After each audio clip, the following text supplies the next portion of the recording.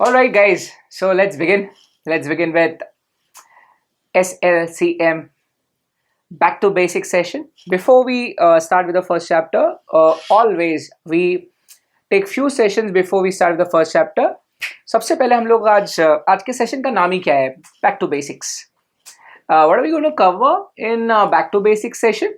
So see, these are the broad topics that we're going to cover. So GDP, सकल घरेलू उत्पाद, labor market, then the money, the banking system. This part will come in later.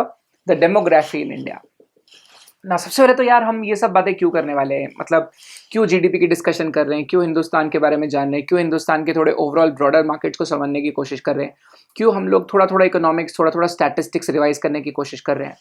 M I economics teacher? No. M I statistics teacher? No. क्या मुझे economics या statistics में कोई interest है? बिल्कुल भी नहीं. फिर हम लोग सेबी में या सिक्योरिटीज लॉज में, कैपिटल मार्केट्स में इकोनॉमिक्स को क्यों ला रहे हैं? It's because to a great extent it's important. कभी कभी what used to happen is मैं सुबह कंपनी लॉ की क्लास लेके क्लास से निकल रहा होता था. मैं फोर्थ फ्लोर से थर्ड फ्लोर स्टाफ रूम में आ रहा था, मेरे मतलब लंच वंच के लिए आ रहा होता था. तो रास्ते में जो मिलता था, सर 5 मिनट मार्केट्स के बारे में बता दो, 5 मिनट बता दो, आज मार्केट्स ऊपर क्यों थे सर, कल मार्केट नीचे क्यों गिर गए थे, ऐसा क्या हो गया. सो मैं उनको बोलता था यार इट्स इम्पॉसिबल कि मैं 5 मिनट में तुमको किस्सा बता दूं या 2 मिनट में किस्सा बता दूं, but it's very difficult. RBI की मॉनेटरी पॉलिसी हुई, अरे सर मार्केट ऊपर क्यों था, सी इट्स इम्पॉसिबल, है ना. तो टू अ ग्रेट एक्सटेंट कोई एक इवेंट होती है तो मार्केट्स ऊपर क्यों जाते हैं, मार्केट्स नीचे क्यों आते हैं. For this you need to have a structural understanding of things, है ना. आपको पूरी एक स्ट्रक्चरल अंडरस्टैंडिंग होगी तब शायद आपको वो सारी चीजें किससे समझ आ रहे होंगे. So to a great extent, this session is to understand a broad, structure about things. Light-hearted रहना, आराम से एकदम चिल होके बैठो, जो मैं बोल रहा हूँ सुनो. To a great extent, what I'm trying to do is मैं आपकी 11th से लेके ग्रेजुएशन तक की जो अंडरस्टैंडिंग होनी चाहिए, मैं अज्यूम कर रहा हूँ कि आपकी, पता नहीं, मुझे मालूम नहीं है कि आपकी क्या अंडरस्टैंडिंग है. The reason why we are discussing this is मैं चाहता हूँ कि यार before we start things, यार मैं सिक्योरिटीज लॉस के बारे में बात करूंगा, मैं इतना सीरियसली मैं उस लॉ के बारे में बात कर रहा हूँ, या मैं मेरी इंटेंसिटी इतनी हाई चली जाती है तो कभी कभी बच्चे समझते नहीं है कि क्यों चिल्ला रहा है या इतनी जोर से क्यों ये बात कर रहे हैं. इट्स बिकॉज हम 130 करोड़ लोगों का देश है. एक दिन में 6 लाख करोड़ रुपए की ट्रेडिंग हो जाती है national stock exchange, Bombay stock exchange में. एक दिन का ट्रेडिंग वॉल्यूम हिंदुस्तान में, एक दिन में जो बाइंग सेलिंग हो रही है शेयर्स की, डेरिवेटिव्स की, अलग अलग जो भी सिक्योरिटीज में ट्रेडिंग हो रही है, 5 lakh crore is the average volume, है ना. 130 करोड़ लोगों का देश है, ठीक है. 50 करोड़ लोग तो हमारे देश में लोग काम करते हैं जी. एक दिन में 5 लाख करोड़ का ट्रेड होता है. हिंदुस्तान में 6-7 हजार लिस्टेड कंपनीज हैं. अभी पूरे उस हिंदुस्तानियों का पैसा बाजार में लगा हुआ है. हमारे जो सेंसेक्स है, हमारा जो निफ्टी है, ये हमारी इकोनॉमी का हमारी इकोनॉमी को एक आंकने वाला एक इंडेक्स ही है. वो रिफ्लेक्ट करता है हमारी इकोनॉमी में क्या चल रहा है ना. वहां गड़बड़ी हो जाती है ना तो देश के सिस्टम्स पे, स्ट्रक्चर्स पे बड़े बड़े विदेशी निवेशकों का सवाल खड़ा हो जाता है. बहुत विदेशी फाइनेंशियल इंस्टीट्यूशंस, बड़े बड़े पेंशन फंड्स, बड़ी विदेशी गवर्नमेंट्स जो अपना पैसा कहीं पार्क करना चाहती है, वो हिंदुस्तान को नहीं चुनेगी अगर हमारे सिस्टम्स, हमारे स्ट्रक्चर्स स्ट्रांग नहीं है. वैसे तो आपकी धारणाएं कोई भी हो, या भले ही हमारे हिंदुस्तान में स्कैम कितना भी फेमस हो जाए, लेकिन सारी स्टडीज के मुताबिक हिंदुस्तान के प्राइम मिनिस्टर के ऑफिस, पीएमओ ऑफिस से ज्यादा स्ट्रक्चर्ड हमारे यहाँ का सिक्योरिटीज मार्केट है. प्लीज अंडरस्टैंड, ये रिसर्च भी कर लीजिए आप. So it's a light hearted session. थोड़े बहुत नंबर्स ऊपर नीचे भी होंगे तो चलेगा. मैंने कोशिश की कि मैं राउंड फिगर्स से बात करूं ताकि वो पॉइंट के चक्कर में आप वही ना गलती कर बैठो जो पहले कर बैठे. मतलब वो स्टैटिस्टिक्स लिखते लिखते मर नहीं जाना है हमको, है ना. उसका एप्लीकेशन क्या है, उसका इस्तेमाल कैसे करना है, कैसे हम कुछ कुछ चीजों को समझ के मार्केट्स के उतार चढ़ाव को समझ सकते हैं.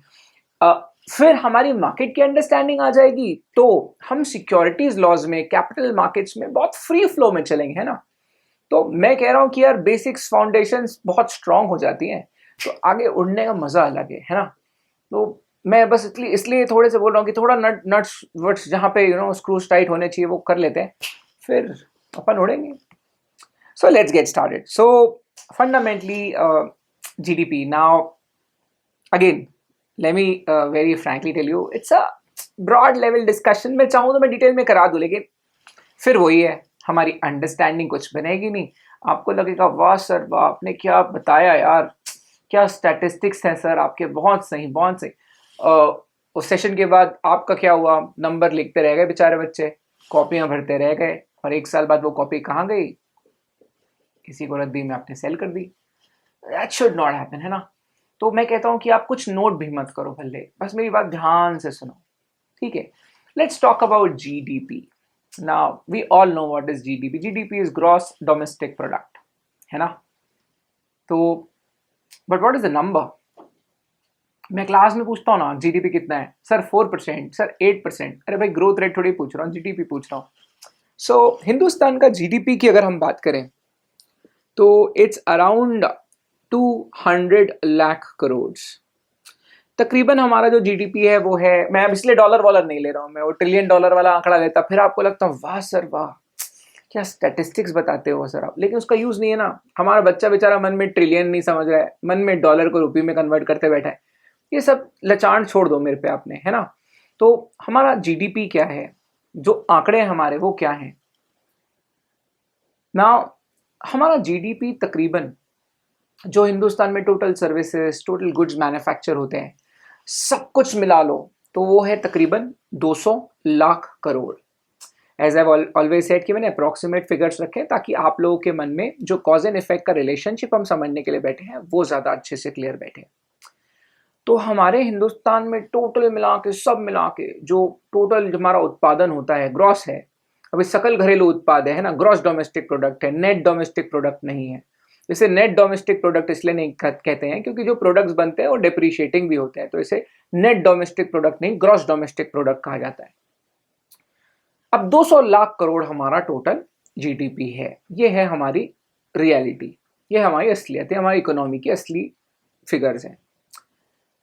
अब let's try and understand about GDP. थोड़ा थोड़ा हम लोग जीडीपी के बारे में समझने की कोशिश करते हैं और हिंदुस्तान की पूरे डेमोग्राफीज, हिंदुस्तान के पूरे आंकड़ों को समझने की कोशिश करते हैं. Let's begin with the basics. और आपके एग्जीक्यूटिव के सिलेबस से थोड़ा थोड़ा लिंक करेंगे हम, ताकि आपकी अंडरस्टैंडिंग आए कि सरकार जो कर रही है और आप जो कानून पढ़ रहे हैं उसमें कितना गहरा ताल्लुक है ना. इकोनॉमी, सरकार की पॉलिसी, फिर हमारे कानून, और फिर मैं और तुम और हमारे पेपर्स और हमारी एग्जाम्स, है ना. तो इसका सबका एक सिंक्रोनाइजेशन में हम लोग को पता होना चाहिए. नहीं तो हम लोग आइसोलेशन में बैठे हुए रटे जा रहे हैं. That should not happen. And चल कोई पास हो भी गया यार, कोई विजन नहीं, कुछ नो आउटलुक नहीं है कोई चीजों पे. बिना विजन बिना आउटलुक के पास हो गए भी 25,000 की नौकरी करते करते मर जाओगे एक दिन. प्लीज अगर आप सीएस कर रहे हो, have a good vision, otherwise just leave, start doing a job. 20-25,000 की नौकरी तुम्हारी लग जाएगी, 5-6 साल में तुम 50-60 पे पहुंच जाओगे, not a problem. But CS कर रहे हो, have a bigger goal, have big vision, तभी मजा है आपको. और the moment you qualify as a company secretary, industry is really really expecting a lot from you, है ना. तो इंडस्ट्री की हमसे बहुत अपेक्षाएं हैं, तो वो अपेक्षाओं पे भी खरा उतरना है ना. तो अंडरस्टैंडिंग लेके पास करने में मजा है, अदरवाइज कोई मजा नहीं है, ट्रस्ट मी. एनीवेज, अब ये 200 लाख करोड़ रुपए जो है, मैंने क्यों बताया सर, क्यों सर ये नंबर याद करना है. हाँ सर, मैं सॉरी, मैं लिखने को नहीं बोल रहा हूं, मैं बोल रहा हूं इसको सुनो अभी मेरी बात ध्यान से. 200 lakh crore is the number. Sir क्यों याद करना है इसको, मेरे को बात बताओ. अभी 1 फरवरी को बजट आ जाएगा, है ना. 6-7 दिन बाद यूनियन बजट आएगा. जिसको सेक्स और सेंसेक्स के बीच में डिफरेंस नहीं मालूम है, वो अपने फेसबुक और ट्विटर और व्हाट्सएप में अपनी कीमती राय हमको फ्री में दे रहा होगा, है ना, कि ऐसा ऐसा बजट में हो गया. साला पता नहीं कहां से कॉपी पेस्ट करके जो बड़े बड़े पीडीएफ भेज देते हैं, समझ में आता कौड़ी का नहीं, है ना. So we don't want to be in that crowd, right. हमको वैसा नहीं करना है ना. तो ये फिगर जो है 200 लाख करोड़, ये है हमारा तकरीबन मोटा मोटा हमारा सकल घरेलू उत्पाद, हमारा जीडीपी. अब व्हाई इट इज इंपॉर्टेंट. अभी 7-8 दिन में बजट आ जाएगा. बजट में निर्मला जी बोलेगी, निर्मला सीतारमन जी बोलेगी, यूनियन बजट में वो अपना जब करेंगे रीड, वो तो कहेंगे कि इस साल भारत सरकार, वो तो of course she probably will be speaking in English and then we will have the official mister Thakur, वो ट्रांसलेट करते रहते हैं बेचारे। एनीवे, अच्छा है इंडिया में हिंदी स्पीकिंग पॉपुलेशन भी, इंग्लिश भी है, तो इट्स अ गुड स्टेप, दोनों को समझ में आना चाहिए। कम्युनिकेशन इंपॉर्टेंट है, भाषा कोई भी हो, सही बोला है। अब वो बोलेंगी कि हम इस साल यूनियन बजट आ रहा है, ठीक है, यूनियन बजट में मान लो निर्मला सीतारमण जी की स्पीच चल रही है। आपको पता है अभी जब भी बजट आता है तो अपन लोग कैप्स में मिलते हैं यूजुअली, लाइव बजट में, मतलब बजट होने के बाद टैक्स वाले सर आ जाते हैं, टैक्स के ऊपर कमेंट्री करते हैं, लेकिन जब बजट चल रहा होता है उस समय में हमारे पास होता है माइक और हम करते हैं लाइव कमेंट्री। अब लाइव कमेंट्री में कितने बार ऐसा हुआ है कि एक वहां अनाउंसमेंट हुआ, मैंने आपको भक्त से बोला ये शेयर ऊपर जाएगा, वो भक्त से 16-17% पिछले बार चले गया, रिकॉर्डिंग भी थी आपके पास शायद। तो बच्चे एकदम ना अचंभे में आ गए, ये करंट प्रीवियस बैच के बच्चे भी एकदम अचंभे में आ गए थे कि ऐसा कैसे बोल दिया सर ने। तो बोले सर आपने कैसे बताया? मैंने कहा यार उसके लिए मिलेंगे, बात करेंगे, हो जाएगा काम। तो जीडीपी का नंबर क्यों इंपॉर्टेंट है? देखो, बिल्कुल बेसिक गणित, थोड़ी बहुत इंफॉर्मेशन, थोड़ा बहुत नॉलेज, हल्का फुल्का इंटरेस्ट और हल्का फुल्का एप्लीकेशन। मान लो निर्मला जी ने बोला कि भारत सरकार इस साल पूरे हिंदुस्तानियों को, पूरे हिंदुस्तानी लोगों का, पूरे हिंदुस्तान में हमारे पूरे देशवासियों का भारत सरकार अपनी तरफ से इंश्योरेंस करवाएगी। गवर्नमेंट इस यूनियन बजट में 6 लाख करोड़ रुपए, ये गवर्नमेंट ऐसे थोड़ी बोलेगी 6 लाख करोड़, वो क्या बोलेगी? जीडीपी का 3% इंश्योरेंस पे स्पेंडिंग होगा। The moment she will announce कि जीडीपी का 3% इंश्योरेंस में स्पेंडिंग होगा ना, मैं रप रप रप रप रप यहाँ पे बॉम्बे स्टॉक एक्सचेंज में 6 माइक्रो सेकंड में पलक झपकने से पहले एक ऑर्डर मैच हो जाता है जी। जैसे उनने बोली मैंने रप रप रप रप रप ऑर्डर मार देना, मैंने इंश्योरेंस कंपनी का स्टॉक खरीद लेना है। आप बोलोगे क्यों क्यों सर?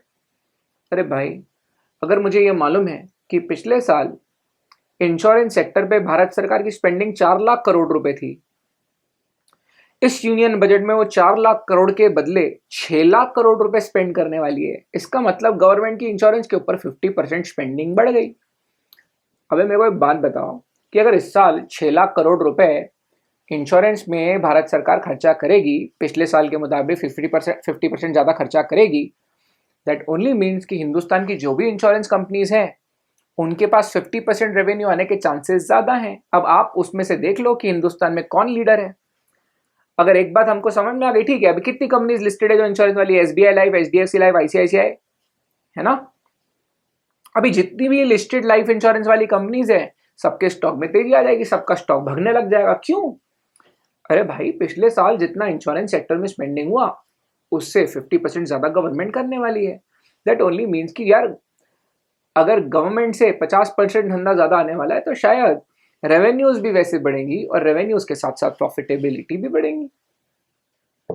यस और नो? और कहीं ना कहीं गवर्नमेंट की स्पेंडिंग आएगी तो इंश्योरेंस के लिए अवेयरनेस भी बढ़ेगी, है ना। हिंदुस्तान तो अभी जोक चलता था, हिंदुस्तान में तो 10 साल पहले तो भाई 20% इंश्योरेंस भी, 20% पॉपुलेशन भी हमारी इंश्योर्ड नहीं थी, है ना। हमारे तो जोक है, you know, to die rich we buy insurance and to live longer we buy equity. तो इंश्योरेंस के बारे में अभी अभी इतना अवेयरनेस आ गया है ना। अभी कोविड के समय मेरा एक फ्रेंड है बहुत अच्छा, वो कहता है यार कोविड में खुद लोग आए हैं मेडिक्लेम करा दो, मेडिक्लेम करा दो। क्यों? कोविड हो रहा था, एक एक बेसिक चीज की इतनी बिलिंग हो रही थी, तो to a great extent awareness बढ़ जाती है गवर्नमेंट स्पेंडिंग की वजह से, है ना। तो what I am saying is government का एक्सपेंडिचर, अभी देखो राकेश, 2-3 दिन पहले की न्यूज है, वोकार्ड हॉस्पिटल का Q3 का नंबर्स आया, रिजल्ट आया, एक तिमाही का नतीजा घोषित हुआ, उसमें राकेश झुनझुनवाला बड़ा शेयर होल्डर दिख रहा है। जैसी इंफॉर्मेशन है रप से स्टॉक 6% ऊपर। क्यों? राकेश झुनझुनवाला ने पिछले 3-4 महीने में वोकार्ड हॉस्पिटल के शेयर खरीदा है। राकेश झुनझुनवाला की जिंदगी बजट से बनी है। ठाकुर जी का बजट आया था इस जमाने में, तो उस जमाने में भाई ने पैसा कमाया था। अब सीधी बात है यार, क्या बजट का वेट कर रहे हो? अभी बजट आएगा 7-8 दिन में, गवर्नमेंट हॉस्पिटल मेडिकल सब में स्पेंडिंग 4-5 गुना 10 गुना बढ़ा देगी। कौन सा स्टॉक बढ़ने वाला है? हॉस्पिटल, फार्मा, और क्या बढ़ेगा? Insurance, mediclaim. अरे यार हाँ ना। तो मेरे भाइयों, मैं बस इतना बोलना चाह रहा हूं कि निर्मला सीतारमण सिर्फ यूनियन बजट में जब हिंदुस्तान की सरकार बजट पेश करेगी, सिर्फ उन्होंने बोला जीडीपी का 10%, जीडीपी का 8% एजुकेशन में खर्चा होगा, जितने भी एजुकेशन सेक्टर वाले स्टॉक है भगने लग जाएंगे। अगर निर्मला सीतारमण ने बोला कि जीडीपी का 3% हम लोग एक्स्ट्रा, जो बजट छोटे बजट के घर हैं उसके ऊपर भारत सरकार और लोन पे सब्सिडी दे रही है। रब से एचडीएफसी, रब से Punjab national bank, PNB housing finance, रब से एलआईसी हाउसिंग फाइनेंस, रब से ये जितनी भी hub town, Godrej properties, Tata cap, जितनी भी कंपनीज हैं रियल एस्टेट में, सबका स्टॉक भागेगा। फिर रैली कहां आएगी? एसीसी, अंबुजा, सस्ता नहीं सबसे अच्छा, सीमेंट वाले स्टॉक भागने लग जाएंगे। फिर एशियन पेंट, नेरोलैक, इंडिगो का आईपीओ आ रहा है। अभी घर बनाओगे, पेंटिंग कराओगे घर में, प्लाईवुड नहीं, ग्रीन प्लाई, रब से स्टॉक भागेंगे। What I'm saying is, I'm not an economics teacher. I'm not getting into GNP, per GDP. I'm not into that. My idea is, as a student, you should know the number, है ना? So that whenever we discuss, whenever there is, एक तो तुम news में Zoom TV देखना बंद करो, watch Quint देखो, ब्लूमबर्ग बिजनेस देखो, सीएनबीसी टीवी 18 देखो, या हिंदी में जी बिजनेस देखो, अनिल सिंघवी जी को देखो। तो जब जीडीपी की बात होगी, उससे रिलेटेड डिस्कशंस होंगे, यू विल अंडरस्टैंड समथिंग, है ना? आ जाओ, let's break GDP into few more things. ठीक है सर, ठीक है, गॉट द आइडिया सर। एक तो तुम ना बहुत ज्यादा सीरियस होके मत बैठो, बॉडी थोड़ा लाइट करो, थोड़ा आराम से बैठो। अच्छा, अब जीडीपी की थोड़ी सी और बात करते हैं। अब एक बात बताओ, जीडीपी में कंट्रीब्यूशन कहां से आता है? वैसे तो I have a very detailed chart, trust me, but मैं जान के उसमें नहीं जाऊंगा। पता है क्यों? मेरे को ना यहाँ रटाना नहीं है तुमको। जो गलती तुम आज तक करके आए वो गलती नहीं करनी है ना। हम समझने के लिए बैठे हैं। क्या सर ये एग्जाम में डायरेक्ट क्वेश्चन आएंगे? मैं कहता हूँ नहीं आएंगे, ठीक है, बट भाई पूरे सब्जेक्ट की अंडरस्टैंडिंग कहां से आएगी? देश में जो कानून बना हुआ है, इकोनॉमिक लॉज हिंदुस्तान में, कॉर्पोरेट लॉज जो हिंदुस्तान में बन रहे हैं, जो चेंजेस आ रहे हैं, कैसे समझोगे आप? उसके लिए इसको फोकस पे लो। तो सबसे पहली बात तो जो हमारे यहाँ टोटल हिंदुस्तान में जो गुड्स एंड सर्विसेज, टोटल जो हमारे यहाँ मैन्युफैक्चरिंग होती है, टोटल जो जितने बनते हैं हमारे यहाँ, जो हमारा जीडीपी है, वो कहां से आ रहा है, थोड़ा उसको समझते हैं। तो सबसे पहले तो बचपन से हम हिंदी में निबंध लिखो हमको आता था, उसमें क्या होता था? भारत एक कृषि प्रधान देश है। हम कृषि प्रधान देश हैं, माना। हमारे देश के आज भी 50% पॉपुलेशन जो है वो एग्रीकल्चर से ही अपना बेसिक रोजगार निकालती है। फंडामेंटली हमारे किसान भाई, हमारे एग्रीकल्चरल सेक्टर में 50%, मतलब टोटल हिंदुस्तान में जो लेबर मार्केट है वो 50 करोड़ का है। तकरीबन 25 करोड़ लोगों का रोजगार आज भी जी, स्पेसिफिक नंबर्स भी मैं बताता हूं आगे, एग्रीकल्चर से आता है। लेकिन एग्रीकल्चर से जो हमारा जीडीपी में कंट्रीब्यूशन है ओनली 17%, और वो अभी डिक्रीज ही हो रहा है। Fundamentally what I am trying to say is, me and you should understand कि हमारे हिंदुस्तान का जो टोटल जीडीपी है उसमें एग्रीकल्चर का कंट्रीब्यूशन कितना है? मात्र 17%। 200 लाख करोड़ का 10%, 2 लाख करोड़, 17% तकरीबन। I am sorry, 200 lakh crore का 10% है 20 lakh crore, and 7 would be 7 more percent is 14, 34 lakh crore जो हैं कहां से आ रहे हैं जी? एग्रीकल्चर सेक्टर से, है ना? क्यों मालूम होना चाहिए सर? अरे मेरे भाइयों, फिर बोलोगे महिंद्रा एंड महिंद्रा का शेयर क्यों बढ़ रहा है सर? अबे पगलों, ट्रैक्टर कौन खरीदेगा? मैं और तुम यहाँ क्या नागपुर के रोड में या बॉम्बे में लिंकिंग रोड में, मतलब वहां पे क्या हम ट्रैक्टर में घूमेंगे क्या? ट्रैक्टर कौन खरीदेगा मेरे भाइयों, समझो ना। तो प्लीज अंडरस्टैंड, अभी टोटल हिंदुस्तान में एग्रीकल्चर क्षेत्र से कितना हम लोग को जीडीपी का कंट्रीब्यूशन है? मात्र 17%। मैं बोल रहा हूं, एक रैंडम थॉट डालो, कौन सी कंपनी ट्रैक्टर बनाती है? महिंद्रा एंड महिंद्रा। हाँ, तो मैं आइडियाज के लिए बोल रहा हूं आपको, मैं रटाने के लिए नहीं बात कर रहा हूं। अंडरस्टैंड करिए, थोड़ा मजा करिए सब्जेक्ट के साथ। जब आप डेट पे जाते हो तो क्या गर्लफ्रेंड जो बात करती है नीचे डायरी में नोट करते हो क्या? हाँ हाँ, लिख लिख लिख, फेवरेट कलर ये बोली, कॉफी में शक्कर नहीं लेती हूँ ये लिख। आप लिखते हो क्या? आप कभी लिखते हो कि आप डेट में आपकी गर्लफ्रेंड आपको कोई बात नीचे का नोट लिखते हो क्या? तो नोट छोड़ो ना, इधर ध्यान दो ना, गर्लफ्रेंड में नहीं, मेरे पे ध्यान दो।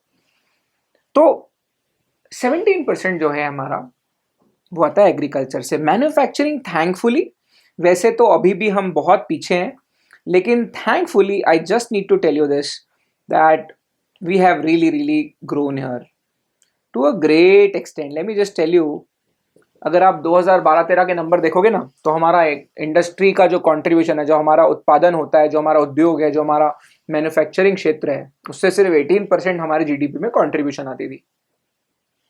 Thankfully we are up to 27% तक हम पहुंच गए. अभी भी हम वर्ल्ड एवरेज 30% है, वर्ल्ड एवरेज से अभी हम बहुत नीचे हैं. तो वर्ल्ड एवरेज तो 30% है, अभी हम वर्ल्ड एवरेज से बहुत नीचे हैं. तो मैन्युफैक्चरिंग से अभी, लेकिन thankfully we should be happy that, happy तो नहीं बोल सकते, we should be all right that in the past 5-6 years हम लोग 8% तक मैन्युफैक्चरिंग क्षेत्र से हम लोग काम कर रहे हैं. और ये बहुत नेचुरल भी है ना.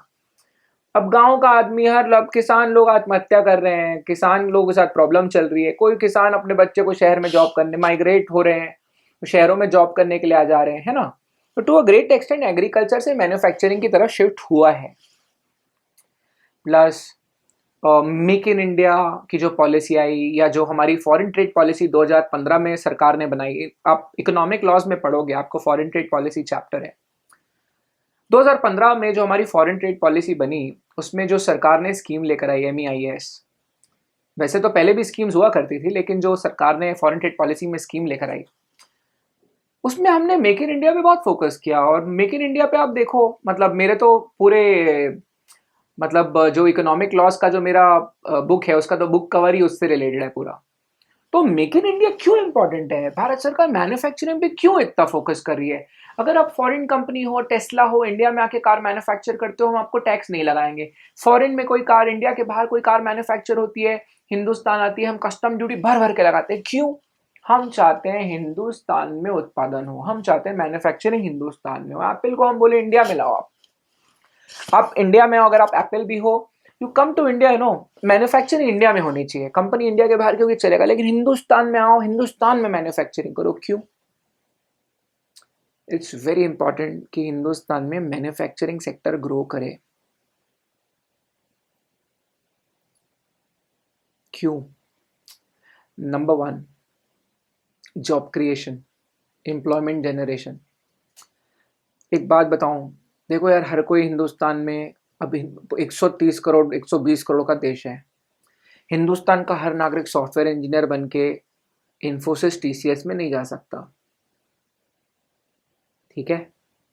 तो सर्विस सेक्टर में जॉब क्रिएशन बहुत लिमिटेड है. आप क्या बात कर रहे हो जी? TCS हिंदुस्तान की सबसे बड़ी IT कंपनी है, 4 लाख सॉफ्टवेयर इंजीनियर है जी, 4 लाख लोगों को एम्प्लॉय करती है. इन्फोसिस 3 लाख और लोग. अबे दोनों मिला के 8-10 लाख हो गए. अबे तो मैं ये बोल रहा हूँ कि जो सिर्फ इंफॉर्मेशन टेक्नोलॉजी है, जिसका बहुत बड़ा हुआ है, आप ये बात जानिए कि इंफॉर्मेशन टेक्नोलॉजी वाली जो कंपनियां हैं, वहां पे जॉब क्रिएशन जो है वो लिमिटेड है. क्यों? क्योंकि वहां सब पढ़े लिखे चाहिए. ठीक है. लेकिन अगर हम मैन्युफैक्चरिंग सेक्टर की बात करें, अब ये सब चीजों को कनेक्ट करिए आप. मैन्युफैक्चरिंग सेक्टर में जॉब क्रिएशन क्यों होगी? क्योंकि कहीं ना कहीं, चलो कोई 12 भी पढ़ लेता है, 10 भी पढ़ लेता है, तो उसको हम लोग वोकेशनल स्किल दे सकते हैं. सरकार ने अभी वोकेशनल स्किल्स के लिए बहुत सारे प्रोग्राम लाए. In fact we have a friend Akshay Paranjpe, CS है वो भी, और हमारे जो सर हैं रोहित जैन सर, उनका पार्टनर है. उसने बहुत बड़ा अभी यहाँ पे हमारे हमारे ही एरिया के आसपास उसने बहुत बड़ा एक स्किल डेवलपमेंट सेंटर खोला है. भारत सरकार क्यों बोल रही है मैन्युफैक्चरिंग सेक्टर में ग्रोथ हो? क्यों? हम लोग, हमारी पूरी पॉलिसी ऐसी, हम चाहते हैं हमारी पूरी हिंदुस्तान की जो पॉलिसी बनाई गई है वो इस तरह से बनाई गई, फॉरेन ट्रेड पॉलिसी भी इस तरह से बनाई गई है कि हिंदुस्तान में बाहर की कंपनियां, उनको हमने बहुत लालच दी है. हिंदुस्तान की छोटी मंजिली कंपनियों को, मीडियम स्केल एंटरप्राइजेस को हमने मैन्युफैक्चर हिंदुस्तान में करने की बहुत सारी लालच दे रखी है. बहुत हमने टैक्स में हॉलीडेज दे रखी है, बहुत हमने सब्सिडीज दे रखी है. क्यों? मैन्युफैक्चरिंग सेक्टर हिंदुस्तान में ग्रो करेगा तो हिंदुस्तान की 2 बड़ी प्रॉब्लम सॉल्व होगी. पहली, अनएम्प्लॉयमेंट का जो प्रॉब्लम चल रहा है, जो हिंदुस्तान में बेरोजगारी है, नंबर 1 वो सॉल्व होती है, क्योंकि मैन्युफैक्चरिंग सेक्टर ग्रो करेगा तो एम्प्लॉयमेंट जनरेशन बहुत जबरदस्त हो जाएगी. दूसरा, नेचुरली वर्ल्ड एवरेज में देखोगे तो इंडस्ट्री जो है मैन्युफैक्चरिंग से टोटल GDP में कम से कम 30% कंट्रीब्यूशन आता है. चाइना 1979 1980s में वहाँ के लीडर्स उस समय से ही समझ गए थे, क्योंकि चाइना का पॉपुलेशन भी ज़्यादा है, तो खैर वो एक अलग देश है, बिल्कुल ही डायनामिक्स बिल्कुल अलग है, जियोपॉलिटिकल माहौल बिल्कुल डिफरेंट है। चाइना ने 79-80 में ही कर लिया था, उनका मैन्युफैक्चरिंग में ध्यान तभी चला गया था। हम तो अभी जागे हैं 20 साल बाद। हिंदुस्तान में मैन्युफैक्चरिंग पे जो एक्चुअल में ज़्यादा ही फोकस गया है वो 2005-2006 स्पेशल इकोनॉमिक जोन एक्ट बनाई गई, एमएसएमई एक्ट बनाई गई। उसमें भी 2017 से हुआ है मेक इन इंडिया, जो हमारा इकोसिस्टम अभी बन रहा है, जो सिलिकॉन वैली हिंदुस्तान में खड़ी करने की, startup India, make in India. तो ये जो हमारी पॉलिसियां अभी बन रही है, कहीं ना कहीं मैन्युफैक्चरिंग में हम लोग बहुत फोकस क्यों कर रहे हैं? क्योंकि यहाँ रोजगार ज़्यादा क्रिएट होता है, एम्प्लॉयमेंट जनरेशन ज़्यादा है। हिंदुस्तान 2020 में अभी हम यंगेस्ट पॉपुलेशन हो जाएंगे, हम लोग पूरे वर्ल्ड में यंगेस्ट पॉपुलेशन है। स्वीडन में चले जाओगे ना आप, शाम को 6-5 बजे के पहले आपको कोई भी नौजवान मिलेगा नहीं, क्योंकि वहाँ की बूढ़ी 55-60% पॉपुलेशन बूढ़ी है। 55-60 साल के लोग आपको रास्ते में चलते हुए मिलेंगे। हिंदुस्तान में अभी we are the youngest population, हमारे 30-35 साल के नौजवान सबसे ज़्यादा हैं अभी। इसका मतलब एक ही है, अगर हमने नौकरियां क्रिएट कर दी, अगर हमने बेसिक अच्छी स्किल, भले ज़्यादा पढ़े लिखे ना हो लेकिन वोकेशनल स्किल्स के प्रोग्राम चलाए, तो देश में जो नौजवान लोग हैं वो काम पे लग जाएंगे। काम, आप खुद सोचो, आप 35 साल के हो, 30 साल के हो, शादी हो गई है, बच्चे हो गए, अगर काम नहीं मिलेगा क्या होगा? नक्सलाइट बन जाओगे आप, एंटी सोशल एलिमेंट से हाथ मिला दोगे, फसाद, दंगा फसाद में घुस जाओगे। तो it is very very very critical कि हिंदुस्तान में हम मैन्युफैक्चरिंग पे ध्यान दें। अभी आप इसको रिलेट करो, मेक इन इंडिया पॉलिसी हमने ला ली, फॉरेन ट्रेड पॉलिसी हमारी पूरी मैन्युफैक्चरिंग को सपोर्ट करने वाली पॉलिसी बना दी हमने, है ना। हमारी पूरी इनकम टैक्स के जितने प्रावधान है वो सब मैन्युफैक्चरिंग को सपोर्ट करने वाले हैं। जितनी भी अभी कोविड में भी जितने अनाउंसमेंट सरकार की तरफ से हुए, सारे के सारे अनाउंसमेंट हिंदुस्तान में मैन्युफैक्चरिंग करना, हिंदुस्तान में प्रोडक्ट बनाना, सब के सब इसको सपोर्ट करते हैं, है ना। तो ये आप थोड़ा थोड़ा क्लाइमेट समझेंगे ना, तो आप लोग को फोकस इधर और बढ़ जाएगा, ठीक है। और सर्विस सेक्टर में आप, हम सब, सर्विस सेक्टर जो है ये सबसे बड़ा योगदान देता है। लेकिन आपको ये बात समझनी होगी कि जो एम्प्लॉयमेंट जनरेशन सर्विस सेक्टर में है वो काफ़ी कम है, मतलब आई थिंक बहुत ही कम, 20% तक होता होगा। 20% टोटल जो हमारी 50 करोड़ का जो हमारा टोटल एम्प्लॉयमेंट का मार्केट है, मैं अभी स्टैटिस्टिक्स देख रहा था, सर्विस सेक्टर से जीडीपी में तो बहुत सपोर्ट है। जीडीपी टोटल जितना है उसका 56%, पहले 65 हुआ करता था, अभी 56% जो जीडीपी को कंट्रीब्यूशन आ रहा है वो सर्विस सेक्टर से आ रहा है। मतलब आईटी सर्विसेज हो गई, आईटी इनेबल्ड सर्विसेज हो गई, बैंकिंग फाइनेंस हो गई, ये सबसे सबसे ज्यादा रेवेन्यू, सबसे ज्यादा क्रिएशन हो रहा है। हमारा टोटल जीडीपी में सबसे ज्यादा सपोर्ट सर्विस सेक्टर का है। इसीलिए भारत सरकार सर्विस टैक्स कलेक्ट करने के लिए बहुत फोकस करती है। अभी जीएसटी बोल दिया है। क्यों जीएसटी बोल दिया है? क्योंकि टैक्स, डायरेक्ट टैक्स पे करने वाले हिंदुस्तान की पॉपुलेशन 120 करोड़, टैक्स पे करने वाले सिर्फ 1.5 करोड़। तो इसीलिए सरकार सर्विस टैक्स कलेक्ट करने में बहुत मशक्कत कर रही है। क्यों? क्योंकि भारत सरकार को सर्विस टैक्स नहीं मिलेगी ना, तो सरकार का भत्ता बैठ जाएगा। पहले हमारा फिस्कल डेफिसिट, मतलब जो भारत सरकार की कमाई है, आय है, वो कम है, जो भारत सरकार का खर्चा है वो ज्यादा है, तो हमारे फिस्कल डेफिसिट वैसे ही बढ़ता जा रहा है। तो अगर हम लोग सर्विस टैक्स से रेवेन्यू नहीं कमाएंगे, भारत सरकार की रेवेन्यू आएगी कहां से, है ना। तो ये 3 क्षेत्र हैं जो फंडामेंटली आपको हल्का हल्का आपको समझ आ रहा होगा। अभी देखो, ऑर्गेनाइज सेक्टर में सबसे ज्यादा जॉब क्रिएशन कहाँ पे है आप देखोगे, सबसे ज्यादा जॉब क्रिएशन है बैंकिंग, बीएफएसआई बोलते हैं, बैंकिंग फाइनेंस इंश्योरेंस सेक्टर बोलते हैं, है ना। और अभी एजुकेशन में भी बहुत जॉब क्रिएशन हो रही है, क्योंकि अब जैसे बहुत बड़े बड़े एंटिटीज एजुकेशन में उतर गए हैं। तो to a great extent this is something that you should all be focusing on. थोड़ा थोड़ा आपको समझना पड़ेगा। Too many things to talk about, but yes, अभी के लिए मैं यहाँ पे थोड़ा सा रुकना चाहूंगा। Just note few things. जब भी आप इनकम टैक्स वगैरह पढ़ेंगे ना, आप नोटिस करिएगा, भारत सरकार मैन्युफैक्चरिंग इंडस्ट्री को, मैन्युफैक्चरिंग जितनी भी इंडस्ट्रीज है मैन्युफैक्चरिंग में है, उनको बहुत सपोर्ट करेगी। टैक्स से हमारा पूरा कर प्रणाली, जो देश का टैक्सेशन सिस्टम है, हमेशा मैन्युफैक्चरिंग को सपोर्ट करेगा। रीजन सिंपल है, हम इसको इसलिए पुश करना चाहते हैं क्योंकि हमारी पॉपुलेशन ज़्यादा है, उसमें भी युवा पॉपुलेशन ज़्यादा है। तो इनको अगर रोजगार देना है, इनका रोजगार क्रिएट करना है, ऑप्शन ही नहीं है हमारे पास। हमको मैन्युफैक्चरिंग को इम्प्रूव करना ही पड़ेगा इंडिया में. That's the only way out. ठीक है. सो I hope you got an understanding, a fair understanding. But as I said earlier, it's not a statistics class, it's not an economics class. We are trying to understand few things which are connected with the market. Okay. Now, see this is the number I was talking about. Now, Hindustan का total labour market, Hindustan में simple भाषा में total Hindustan में कितने लोग काम करने जाते हैं, घर से लोग काम करने के लिए निकलते हैं और पैसा कमाते हैं. The number is great, 50 crore. Australia की टोटल पॉपुलेशन 2 करोड़. हमारे यहाँ 50 करोड़ लोग तो सिर्फ काम करने जाते हैं. ऑस्ट्रेलिया की टोटल पॉपुलेशन 2 करोड़. हमारे यहाँ 2 करोड़ लोग तो रोज बैठ के शेयर मार्केट में ट्रेडिंग कर रहे हैं. Understand the difference no. Anyway, अभी तो लेबर मार्केट है, इसका डिस्कशन क्यों कर रहा हूं मैं आपको समझाता हूं, और जस्ट फोकस ऑन दिस. अभी ये नंबर देखो आप, थैंकफुली नंबर्स हैव इम्प्रूव्ड. अभी जीडीपी में जो कमाई है, जो जीडीपी में कंट्रीब्यूशन है वो एग्रीकल्चर से कितना है, सिर्फ 17%. लेकिन जॉब क्रिएशन के मामले में अगर आप देखो तो एग्रीकल्चर में कितने लोग हैं, 42%. मतलब रोजगार के लिए हमारा डिपेंडेंस एग्रीकल्चर पे ज्यादा है, जबकि एग्रीकल्चर से कोई खास जीडीपी में कंट्रीब्यूशन नहीं आ रही है. मैन्युफैक्चरिंग भी थैंकफुली, मतलब we need to compliment the government, because सरकार में as I said earlier, BJP Congress मुझे कोई फर्क नहीं पड़ता. क्या अपनी कोई पॉलिटिकल वेल अपने को पॉलिटिक्स में नहीं, वैसे तो मेरी कुंडली में लिखा है कि अपन बनने वाले हैं अच्छे मंत्री कोई, बिकॉज मैं चार्ज स्ट्रॉन्ग. एनीवे, ये पता नहीं अभी how do you take it, I don't know. Anyway, manufacturing में हम ठीक हो रहे हैं, but this number needs to improve further.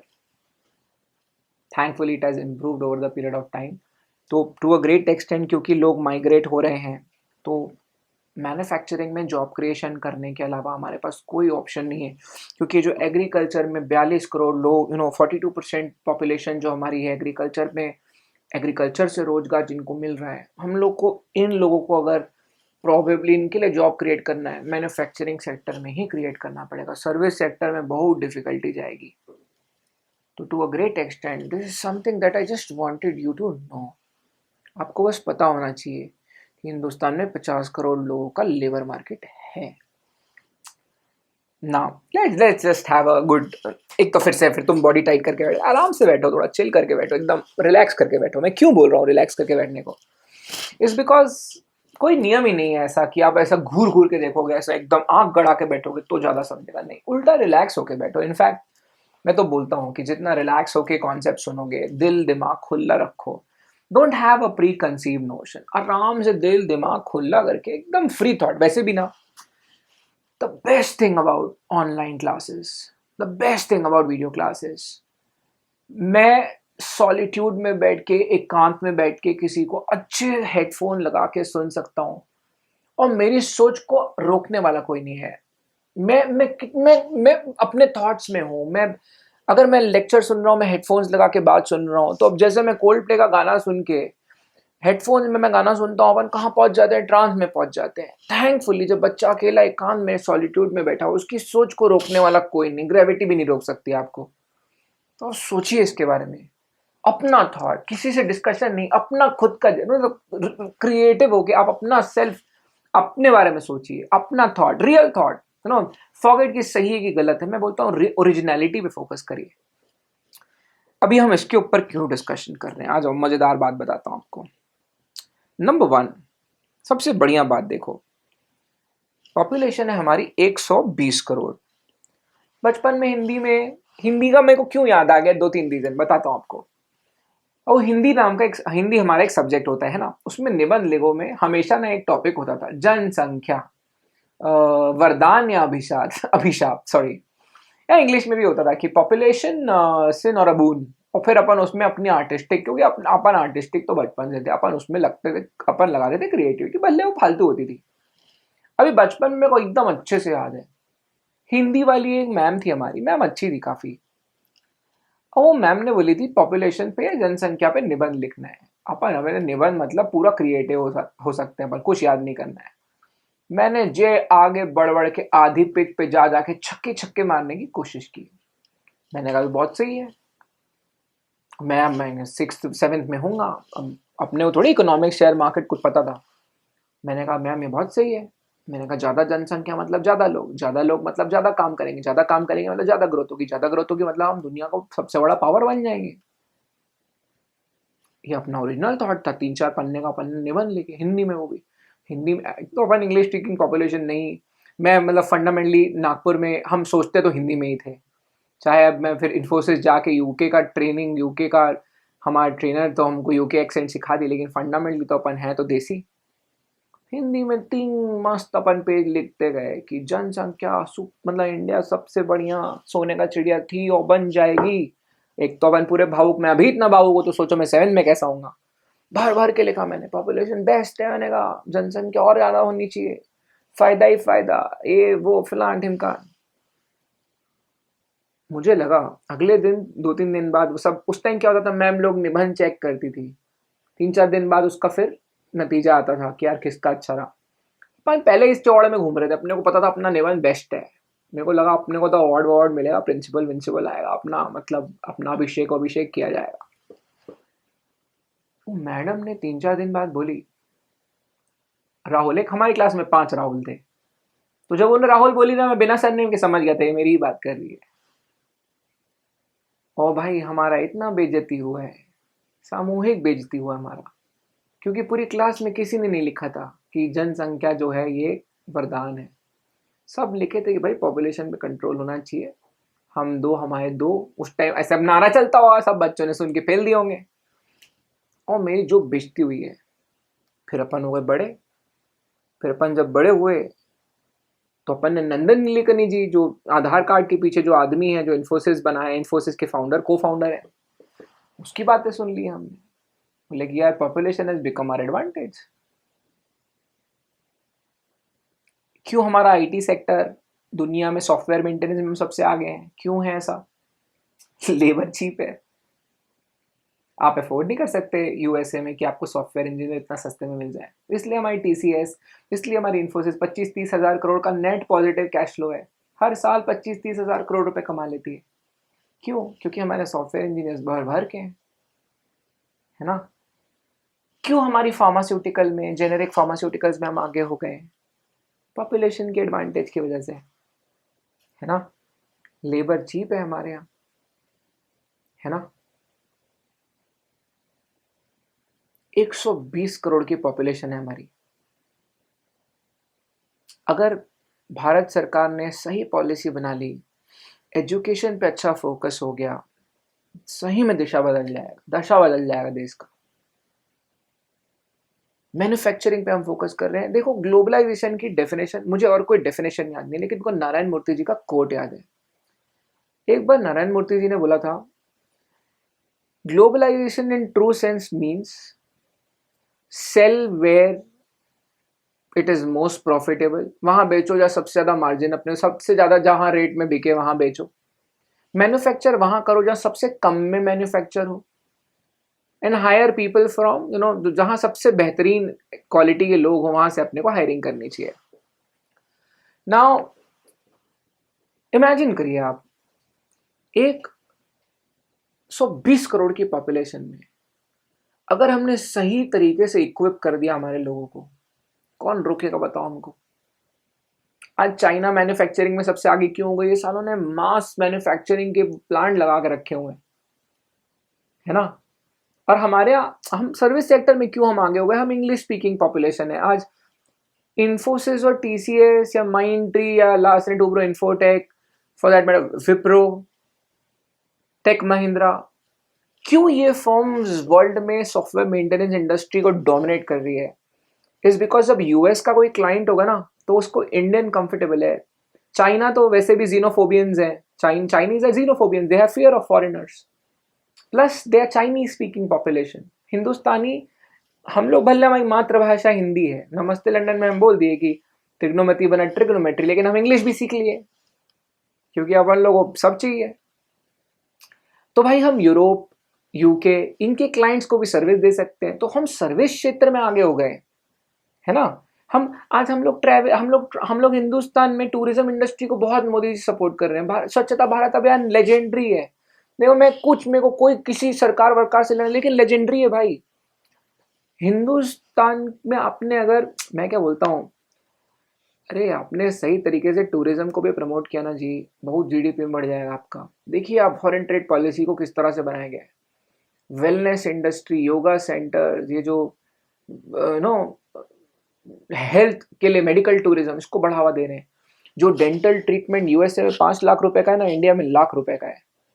ठीक है, गोवा में फॉरेनर्स 4-4 महीने आके इसलिए बस जाते हैं क्योंकि बहुत सस्ता है उनके लिए ये सब।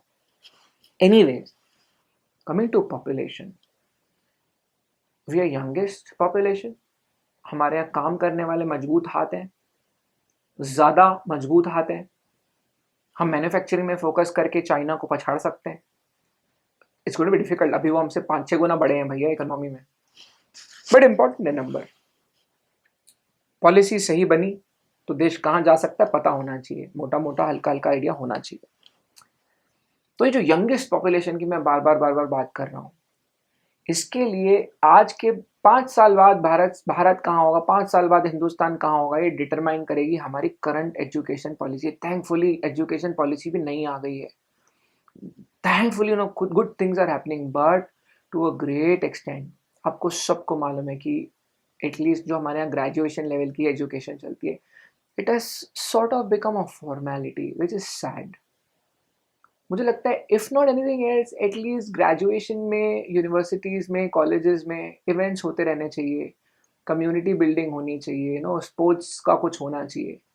बिकॉज ग्रेजुएशन लेवल का जो हमारा एजुकेशन है, दैट्स नॉट सो ग्रेट, इतना अच्छा नहीं है, it's sad, you know. At least हमारे स्कूलिंग में, हमारे 11th-12th में, या जो भी हमारा 8th-9th-10th के बाद, वहाँ हमारे हमारे चॉइस के 1-2 सब्जेक्ट्स हमको मिलने चाहिए। एक कंपलसरी म्यूजिक का सब्जेक्ट होना चाहिए, एक कंपलसरी स्पोर्ट होना चाहिए, यू नो, एक कंपलसरी, यू नो, 8th से लेकर एक कंपलसरी आपका हॉबी वाला सब्जेक्ट होना चाहिए जो कॉमन रहेगा, आप कोई भी फील्ड में जाओ। मैं फिजिक्स के साथ इकोनॉमिक्स भी पढ़ सकता हूँ। देखो ना, इलॉन मस्क इकोनॉमिक्स और फिजिक्स में आदमी पढ़ा हुआ है तो कहाँ पहुंच गया है, टू अ ग्रेट एक्सटेंट।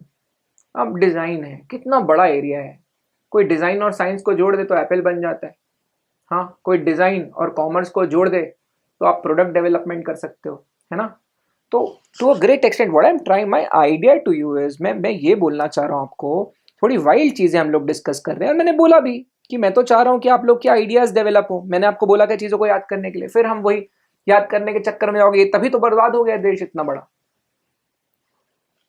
ये यंग पॉपुलेशन, लार्जेस्ट पॉपुलेशन, ये हमारे लिए बहुत बड़ा पॉजिटिव फैक्टर हो सकता है, प्रोवाइडेड वन, हमने एजुकेशन सिस्टम में अभी के अभी अर्जेंट, सेंस ऑफ अर्जेंसी के साथ ध्यान दे दिया।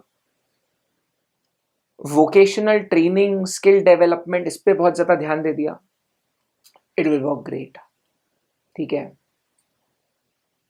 आज अगर इसके ऊपर सरकार एक्शन लेगी ना, 5 साल बाद स्टॉक मार्केट पे भी इसका इम्पैक्ट दिखेगा आपको। और मार्केट्स ना हमेशा आगे चलते हैं। आप अगर आप एकदम सोचोगे ना अभी हमने ये सुना है और हम कल जाके शेयर खरीदेंगे, भाई तुमने आज सुना है, 5 साल 3 साल पहले बड़े लोग एस्टिमेट करके बैठे हुए थे, उन्होंने इन्वेस्टमेंट करके बैठा हुआ था। जब तुम शेयर खरीदोगे ना, वो लोग अपना शेयर बेच रहे होंगे। फिर आप बोलोगे कि मार्केट तो सट्टा है। सट्टा नहीं है भाई, वो पहले चल रहे थे। You have to stay ahead of the curve. आपको आगे रहना होगा। मार्केट में पैसा बनाना आसान नहीं है। मैं नहीं कह रहा हूँ कि बनता ही नहीं है, मैं कह रहा हूँ आसान नहीं है ना। आपको ट्रेंड स्पॉट करने पड़ेंगे। अगर आप ट्रेंड नहीं स्पॉट कर पाओगे, फिर रोते रहना जीवन भर। बोलना 20 साल बाद अपने बच्चों को कि अरे पहले ऐसा होता था, अभी ऐसा होता है। ट्रेंड स्पॉट करना पड़ेगा आपको, उसके लिए आपको ये समझना है ना। Further now, why English speaking population is in a set, I have told you already. क्योंकि मतलब आज देखो मेरे पास क्या अपॉर्चुनिटी है। मैं मतलब मुझे परेशानी क्यों नहीं होती। मेरे को बहुत लोग बोलते हैं कि यार तू तुझे टेंशन क्यों नहीं आता। आता है, आता क्यों नहीं है, लेकिन मैं कह रहा हूँ कि यार अपॉर्चुनिटीज देखो। आज कंपनी लॉ, मुझे हिंदुस्तान का तो पता ही है। मैंने अगर यूके का भी कंपनी लॉ पढ़ लिया तो I can actually teach law. UK का लॉ पढ़ा सकता हूँ मैं, पाउंड में रेवेन्यू होगी। कंपटीशन लॉ पूरे दुनिया का सेम है। मुझे कुछ नहीं करना है, एक अच्छा कोर्स डिजाइन करो पूरे वर्ल्ड में, कंपटीशन लॉ का ऑनलाइन कोर्स बना दो। इंडिया में पता नहीं लोग खरीदेंगे कि नहीं खरीदेंगे। इंडिया में ना थोड़ी रिस्पेक्ट नहीं होती ज़्यादा, है ना। If you charge people don't respect. बहुत फीस कॉन्शियस मार्केट है इंडिया। अगर आप किसी को बोलो ना कि हम 6 महीने में आपको पूरा बता देंगे कंपटीशन लॉ का किस्सा, people will pay you in pounds, dollars etcetera. मैं आपको बोल रहा हूँ कि अगर मेरी आज हमारी बच्ची है, वो इंग्लैंड से पढ़ के आई, आज वो इंटरनेशनल स्टूडेंट्स को पढ़ा रही है। I am so happy about her. Tapasya है हमारी student, she is teaching to no people from Portugal, Spanish लोग पढ़ रहे हैं उससे। तो कितना इंटरेस्टिंग है ना। तो बड़ा मज़ेदार है। मैं कह रहा हूँ कि इंग्लिश स्पीकिंग पॉपुलेशन होना क्यों। आज हम हिंदुस्तान के, आज जो इन्फोसिस टीसीएस है, जो आज इंफॉर्मेशन टेक्नोलॉजी सेक्टर है ना, 5 साल बाद 10 साल बाद वो हिंदुस्तान का एजुकेशन सेक्टर हो सकता है।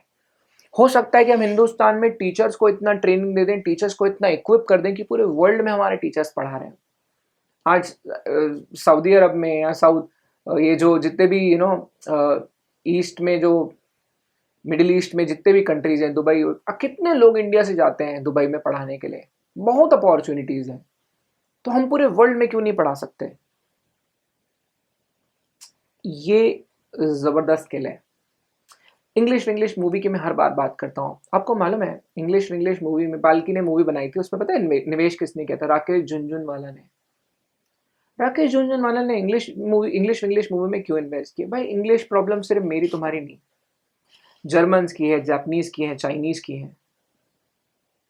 इंग्लिश का ओवरसीज ही 40 करोड़ रुपए का कलेक्शन था, बजट से कई ज्यादा। वो पिक्चर उससे सस्ते में बनी हुई पिक्चर है। था ही कौन उसमें? श्रीदेवी, वो भी कमबैक की थी उस टाइम, तो उसके लिए क्रेज था। बाकी सारे साइड एक्टर छोटे मोटे, बस परमानेंट रूममेट्स के सुमित व्यास जी थे, वो भी उसमें साइड एक्टर थे। आप, what I am trying to tell you is you need to understand your things. तो इंग्लिश इसलिए बड़ी हिट थी क्योंकि ये इंटरनेशनल बिजनेस भी उसने बहुत किया। एनीवे, इंपॉर्टेंट है no, just to know, casually पता होना चाहिए, back of the mind, you should know this, that's it, nothing more, nothing less. Further, now let's talk about one very interesting ratio. Now let's talk about the dependency ratio. Now again, why I'm talking about this is because probably हम लोग इसमें भी बढ़िया हैं।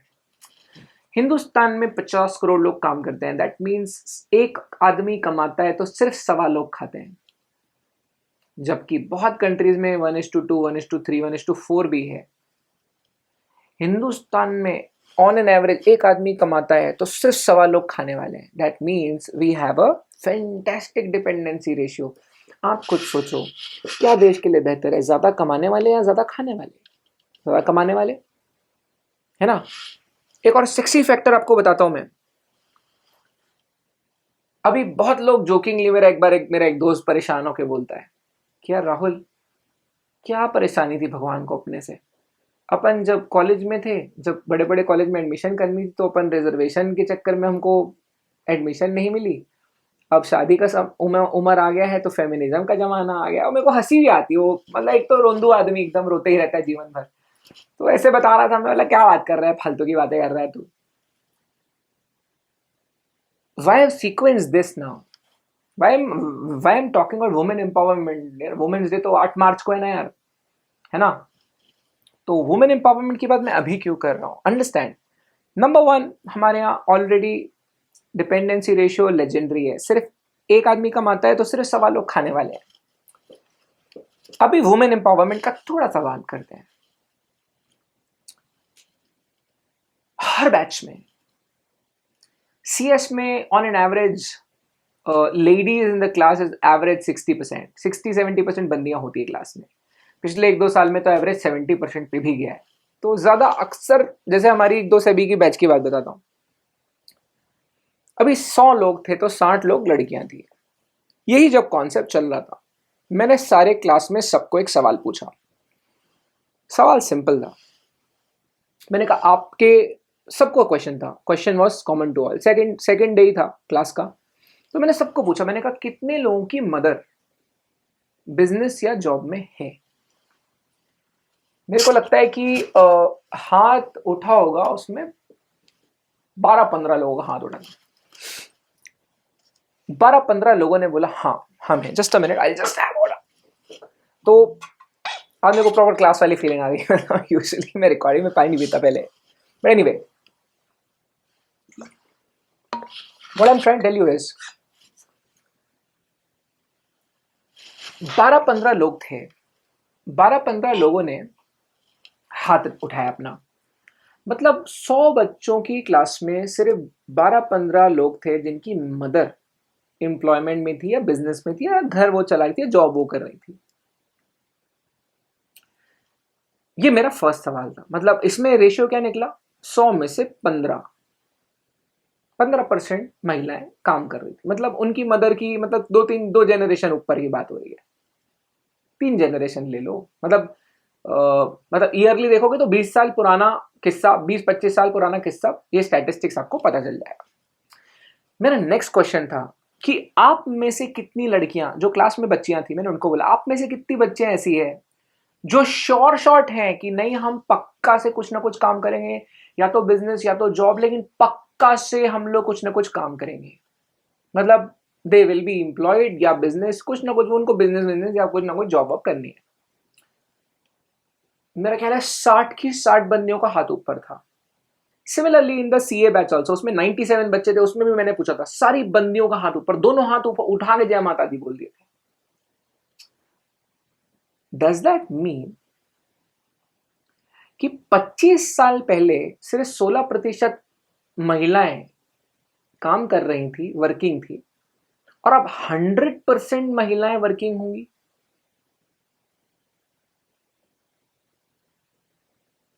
आप भी सुन रहे हो तो अगर आप बच्ची हो, आप सोचो, अगर आप बंदी हो, आप क्या काम करोगे नहीं करोगे?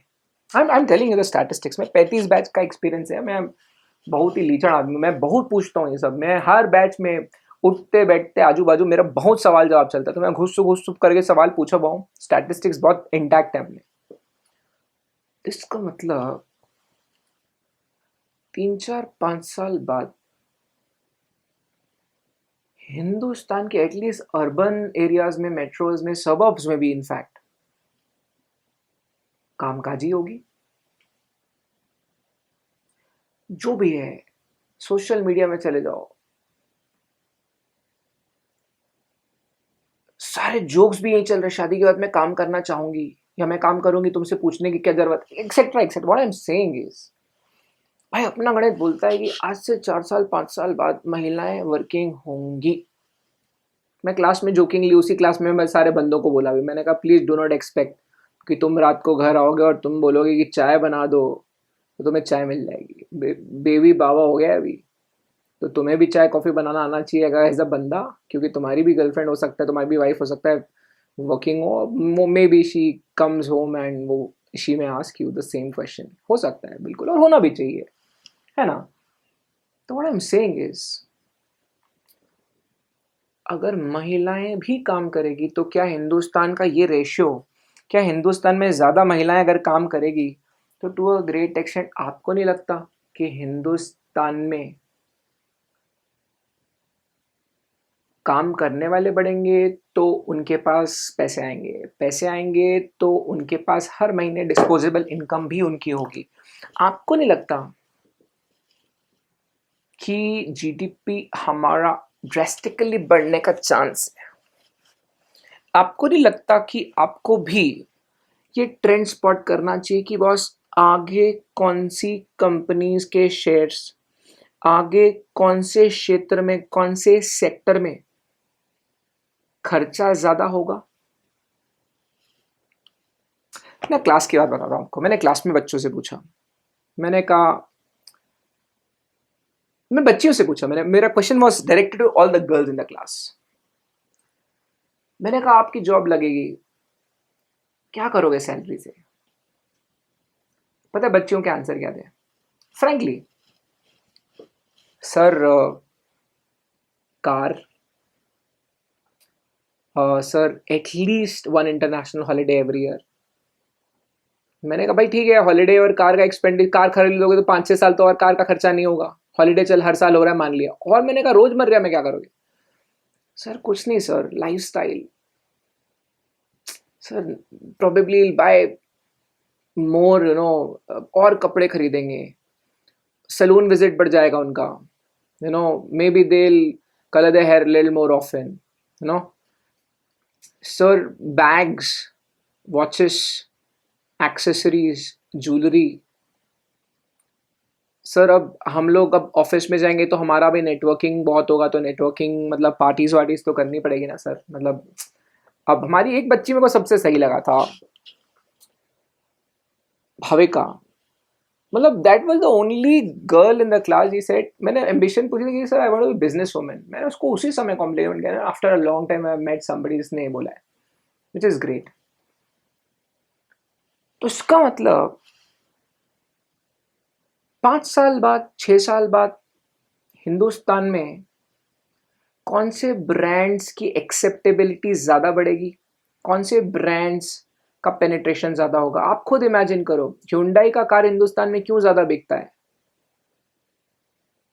कौन सी गाड़ियां ज़्यादा बिकेगी.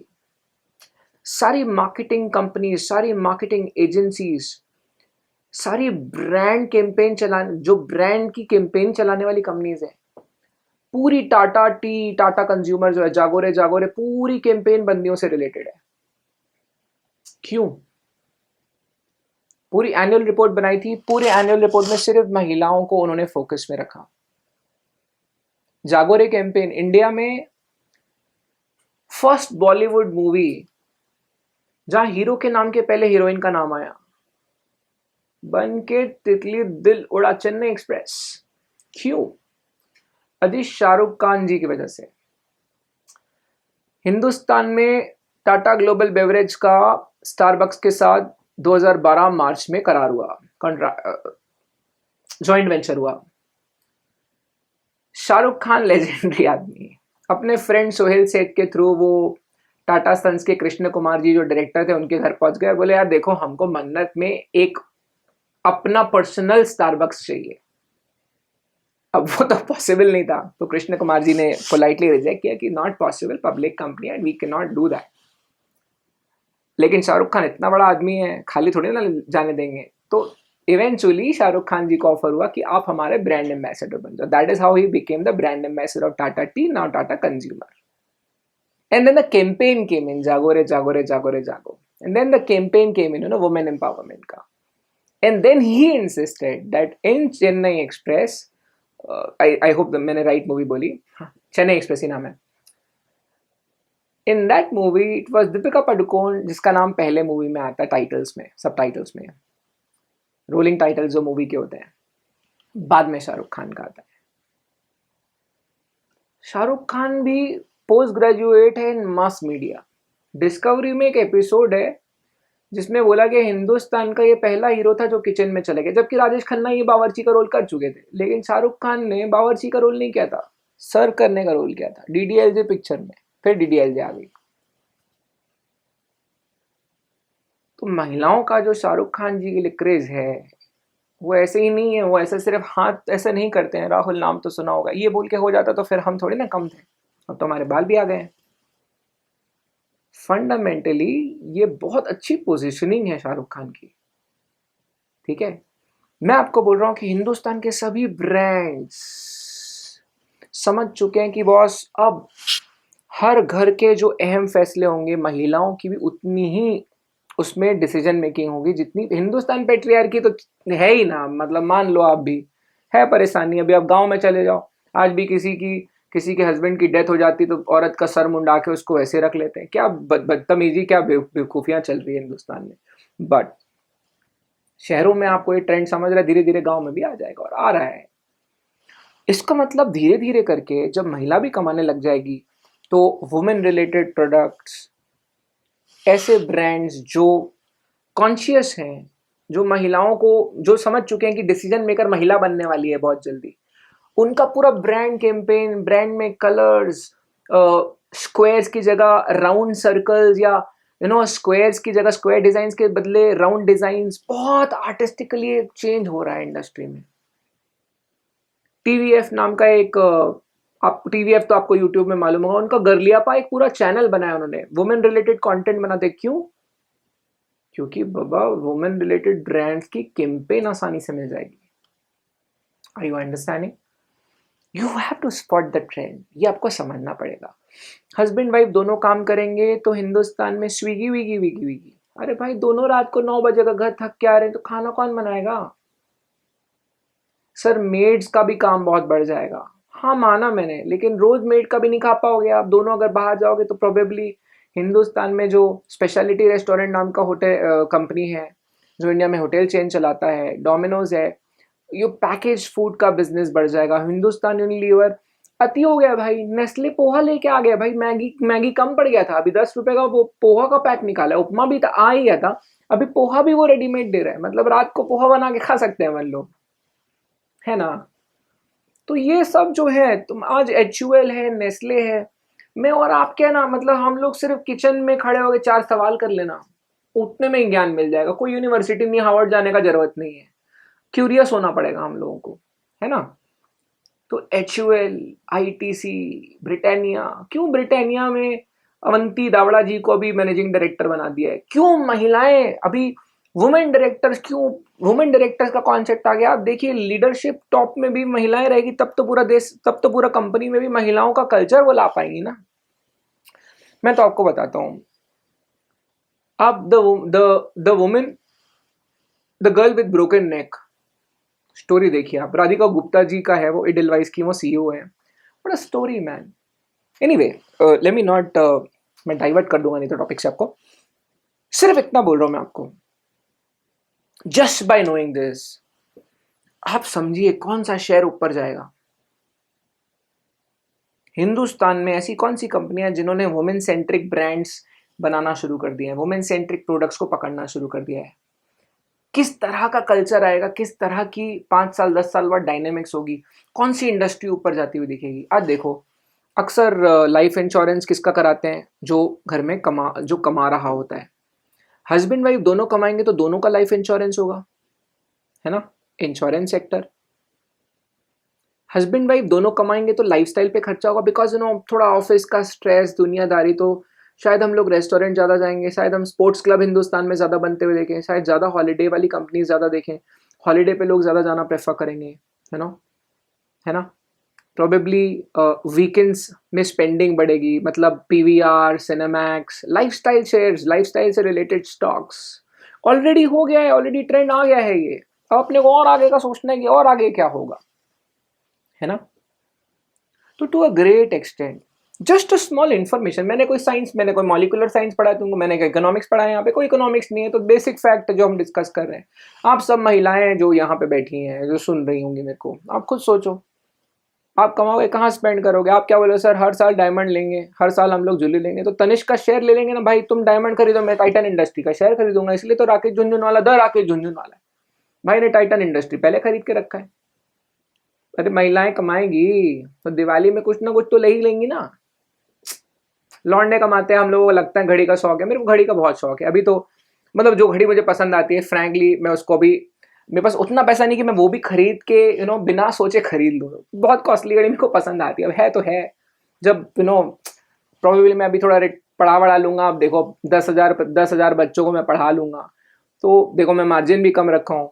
अभी फीस आप सोचो 3,000 फीस है, या कितनी फीस होगी, 3,300 3,600 कुछ फीस होगी, उसमें 20% 18% टैक्स तो हम गवर्नमेंट को दे देते हैं, है ना?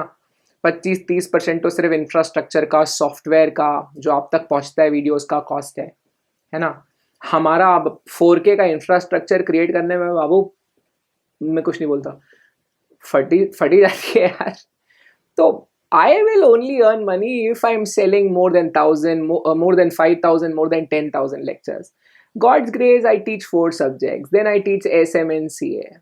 अब हमारा लेक्चर 10,000 चला जाएगा, मैं साल का 50,000 लेक्चर बेचूंगा, 5 करोड़ रुपए साल का कमाऊंगा, तो मेरे को ज़्यादा थोड़ी ना शौक है, मैं 2 साल काम करूंगा, 10-15 करोड़ रुपए का कॉर्पस बना के यूरोप में, छोटा यूरोप का कोई गांव होगा वहाँ छोटा कुटिया बनाऊंगा, फिर वहां से तुम लोग को वीडियो मिलेगा, मयांक को मेरे साथ ले जाऊँ, मयांक और मैं दोनों जाएंगे वहाँ पे, हमारा प्लान है ऐसा, और बाजू बाजू नदी होनी चाहिए ताकि हम छोटा मोटा एक लकड़ी का नाव बनाए, उसका नाम रखेंगे झिमली। अभी क्योंकि ये हर क्लास के बच्चे को पता होता है, तो मैं आपको इस बात से वंचित नहीं रखना चाहता, कि हमारा फंडामेंटल गोल वही है कि हम जाएंगे झिमली नाम का नाव, खुद नाव बनाएंगे और तब नाम रखेंगे झिमली, लेकिन जाएंगे यूरोप में। अभी क्यों नहीं कर सकते? क्योंकि अभी करूंगा तो तुम पागल समझोगे, पैसा वैसा बनाने के बाद यही प्लान है हमारा। मैं क्या बोल रहा हूँ, गलत बोला क्या मैंने, आप बोलो। तो अच्छा, आप और आपका हस्बैंड, अब आप दोनों कमाओगे। जब आप दोनों कमाओगे तो आप अपने बच्चे को घर के सामने वाले केंद्रीय विद्यालय में नहीं भेजोगे। आप बोलोगे बच्चे को बेस्ट यूनिवर्सिटी, बेस्ट कॉलेज, आपकी एजुकेशन की स्पेंडिंग बढ़ेगी, है ना। तो मिस्टर जुकरबर्ग, वो मार्क नाम का आदमी, पहले फेसबुक से आप हिंदुस्तान को पेल दिया, अभी बायजूस में निवेश करके बैठा हुआ है। अन अकेडमी को फंडिंग होते जा रही है। अन अकेडमी आपको मालूम है CS फैकल्टी को 5-5 करोड़ रुपए में ज्वाइनिंग बोनस दे रहेगी। हमको ज्वाइन करो 3 करोड़ रखो, 5 करोड़ रखो, हमको ज्वाइन करो। अभी CA में ट्रेंड आ गया, CS में भी ट्रेंड आएगा। हो सकता है अन अकेडमी मुझे बोल दे कि राहुल जी आपका पूरा 500 घंटे का 4K कंटेंट है, 5 करोड़ दिया, आ जाओ हमारे पास। Of course I will go, क्योंकि मैं 5 करोड़ लूंगा तो मैं तुम्हारे लिए क्या क्या कर सकूंगा, है ना। तो मेरे भाइयों, बात बड़ी सिंपल है।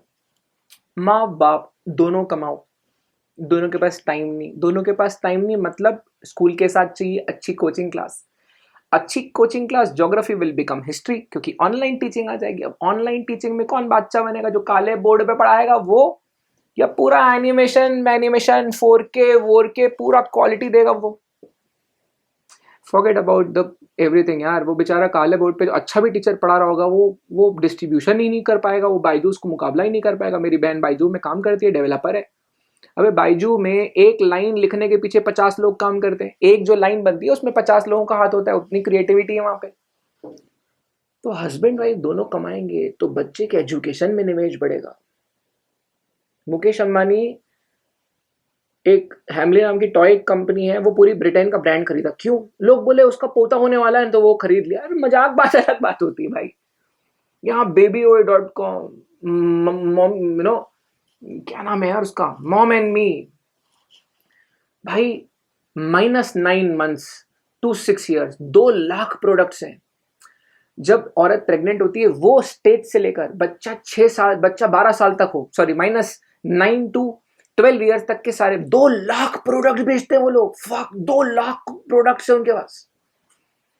अबे जब हस्बैंड वाइफ दोनों कमा रहे होंगे और उनको बच्चा हो रहा होगा ना, तो बच्चा भी कोई ऐसे वैसे नहीं सरप्राइज नहीं हो रहा होगा कि हाँ अरे हमने तो कुछ किया नहीं था, हो गया। प्लान करके ही किया जाएगा, क्योंकि महिला भी अपना करियर सोचेगी, करियर दाव पे लगा के सब प्लानिंग वानिंग होगा। तो जब बच्चा होगा तो ट्रीटमेंट भी कहाँ होगी, स्पेशलिटी हॉस्पिटल में। 7 स्टार हॉस्पिटल का ट्रेंड आएगा। हॉस्पिटल वो नहीं होगा बाबू जो सिर्फ वहां पे ग्रीन कलर का कपड़ा लगा दिया, ना ना ना ना। अभी ऐसा नहीं होता है कि आई एम प्रेग्नेंट, अभी कपल बोलता है we are pregnant. Paternity leave, Virat Kohli भी बहुत बड़ा आदमी है, विराट कोहली की पूरी PR टीम को बहुत सैल्यूट करते हैं हम लोग। क्यों पता है? बच्चा होते साथ कम से कम 1,500 ब्रांड्स मिल जाएंगे उनको। दोनों कपल को अच्छे से अच्छे ब्रांड मिलने वाले हैं अभी प्रमोशन के लिए। आप देखो, अब मन में हल्का हल्का मेरे लिए रिस्पेक्ट आ रहा है। मैं I am understanding, but let's focus on the concept. What I am trying to tell you, छोटी सी बात थी यार, क्या फालतू, हम छोटी सी बात डिस्कस कर रहे थे, है ना। तो ये बड़ा इंपॉर्टेंट फैक्टर है। कुछ नहीं, मैं तो देसी बात है। क्या कोई मैंने साइंस की किताब, टेक्समैन की किताब देखी ना, बेसिक बात है। कल्चर, हाँ देखो, 8 साल का हमें भी, 7 साल 6 साल हमें भी थोड़ा रिलेशन का एक्सपीरियंस रहा। इतना तो हमको भी पता है भाई कि कहाँ एक्सपेंडिचर होगी, है ना। तो to a great extent, just a piece of information that you should understand. कुछ नहीं, ट्रेंड स्पॉटिंग, तो ट्रेंड स्पॉट करना, खत्म। अच्छा, coming to one more topic. Bharat का पॉपुलेशन 130 करोड़, 120 करोड़। सेंसेक्स 50,000, आज 50,000 सेंसेक्स हुआ तो मेरे घर में केक आया था स्टॉक ब्रोकर के यहाँ से। और मेरे जियाजी स्टॉक ब्रोकर है, बट केक भेजे थे स्पेसिफिकली। 50,000 सेंसेक्स क्रॉस कर गया। सिर्फ हिंदुस्तान में 120 करोड़ की पॉपुलेशन में सिर्फ कितने लोग बाइंग सेलिंग करते हैं, सिर्फ कितने लोग ट्रेडिंग करते हैं? मात्र 4 करोड़ लोग। सिर्फ 4 करोड़ डीमैट अकाउंट्स है, जिसमें से स्टडी बोलती है कि 3 करोड़ इनएक्टिव है। मतलब 1 करोड़ लोग तो भी ऐसे हैं जो रोज डीमैट अकाउंट में एक्टिवली बाइंग सेलिंग, शेयर में निवेश वगैरह कर रहे हैं। एंड मैं बस आपसे ये पूछना चाहता हूं कि real estate regulation act, flat पे और प्रॉपर्टी पे GST लगने के बाद में बेनामी ट्रांजैक्शन एक्ट आने के बाद में ये जो प्रॉपर्टी से रिलेटेड इतने खतरनाक कानून बनाए गए, ये सारे प्रॉपर्टी से रिलेटेड कानून बनने के बाद रियल एस्टेट में निवेश से कोई पैसा कमा पाएगा क्या? बहुत कठिन है। जब से डीमोनेटाइजेशन हुआ तब से पूरा पैसा कहाँ आने लग गया है? इक्विटी में आने लग गया है, शेयर में आने लग गया है। वो रचना रानेडे जी देखो, उनका चैनल कितना बढ़िया बनाई है। वो लॉकडाउन में करोड़ सब्सक्राइबर के ऊपर बेसिक्स और स्टॉक मार्केट 10 पता नहीं कितने लोग देख लिए। क्यों? क्योंकि सबको समझ में आ गया बाबू, आने वाले 10-20 साल में पैसा बनेगा इक्विटी में बनेगा। जमीन में जिनने बनाना था बना लिए, बाप दादा लोग बना लिए होंगे। आने वाले समय में पैसा बनेगा इक्विटी में। जितना जल्दी समझोगे उतना तुम्हारी सेहत के लिए अच्छा है।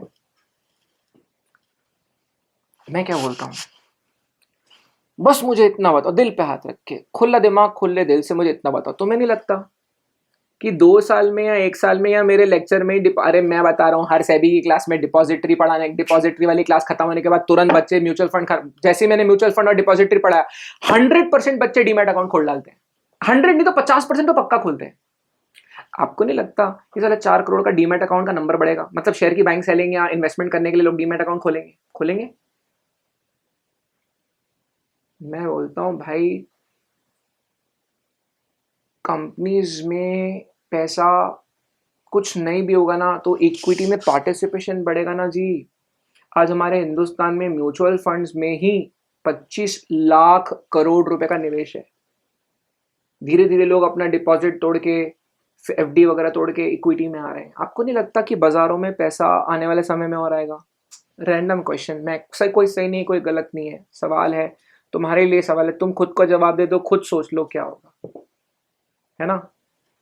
आने वाले समय में हम किधर जा रहे हैं, हमारी दिशा कहाँ है, वो समझाने की कोशिश कर रहा हूँ। Nothing more. प्लीज डोंट जज मी, nor I am going to जज यू ऑन दिस। तो just a fact. Now problem, Bharat में टैक्स पेयर सिर्फ 1.5 करोड़, कमान पॉपुलेशन 120 करोड़, कमाने वाले 50 करोड़ और टैक्स पे करने वाले मात्र 1.5 करोड़। है कि नहीं बड़ा प्रॉब्लम? बहुत बड़ा प्रॉब्लम है। क्या करें मोदी जी बताओ?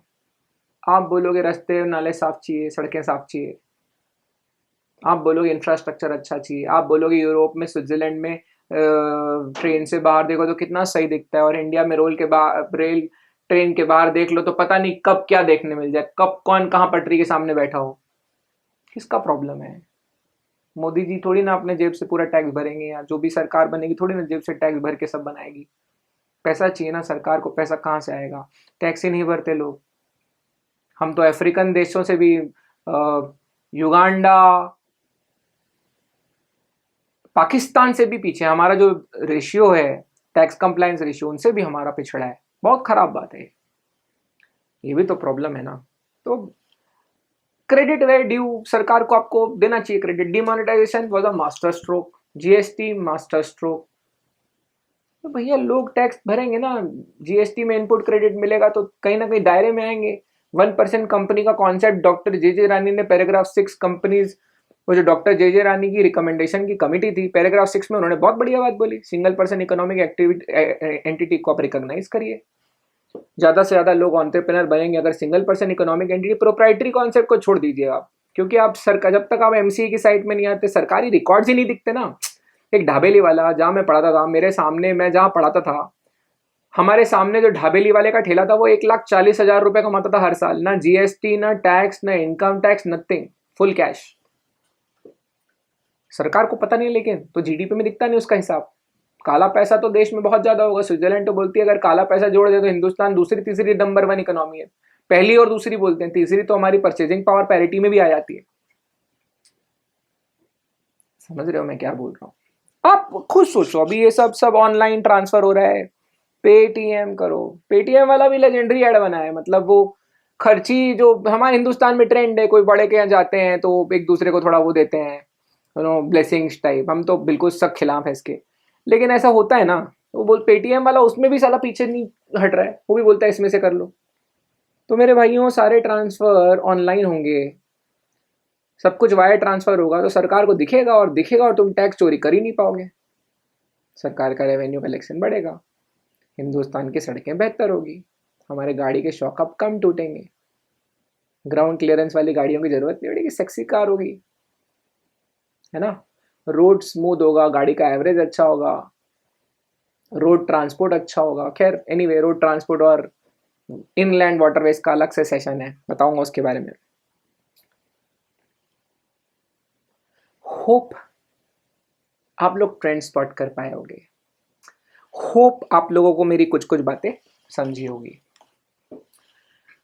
तो this whatever we discussed was just because कि आप ट्रेंड स्पॉट कर पाओ, नथिंग मोर। मैं कुछ एक्सपेक्ट नहीं करता आपसे इस सेशन के बाद, मैं आपसे ये नहीं एक्सपेक्ट करता हूँ आपको कुछ चीजें याद करनी है, कुछ नहीं। आपने सुना, आपको अच्छा लगा ना, आज के बाद थोड़ा ज्यादा ऑब्जर्व करने लग जाना, that would be the gift to me. ठीक है, थोड़ा ज्यादा ऑब्जर्व करो चीजों को, खत्म। ट्रेंड स्पॉट करो, फ्यूचर समझ में आएगा आपको। मुझे बहुत इंटरेस्ट है, मतलब फ्यूचर में क्या होगा, this is the most interesting thing for me. Stock markets, astrology मुझे इसलिए बहुत पसंद है क्योंकि आई लव टू प्रिडिक्ट, मुझे प्रिडिक्ट करना बहुत पसंद है। और astrology is a science which helps me in that. Markets is a place where I can do that. मतलब दिन रात कर सकता हूँ, मुझे बहुत मजा आती है इसमें। और कभी कभी तो मैं खुद से ही बात करके खुद ही स्पॉट करता हूँ और खुद ही सोचता हूँ, जब होता है तो मेरे को बड़ा सही लगता है। कभी कभी कोई गलत चीज भी होती है ना, कि मैंने सोचा था कि ऐसा गलत होने वाला है और हो गया, तो उसमें भी मुझे खुशी मिलती है कि यार अपन ने तो सोच लिए थे। Any which ways, let's wrap now. Before we wrap the session, I would just like you to know that Hindustan का जितना टोटल जीडीपी है, उसका 10 टाइम्स जीडीपी यूएसए का है,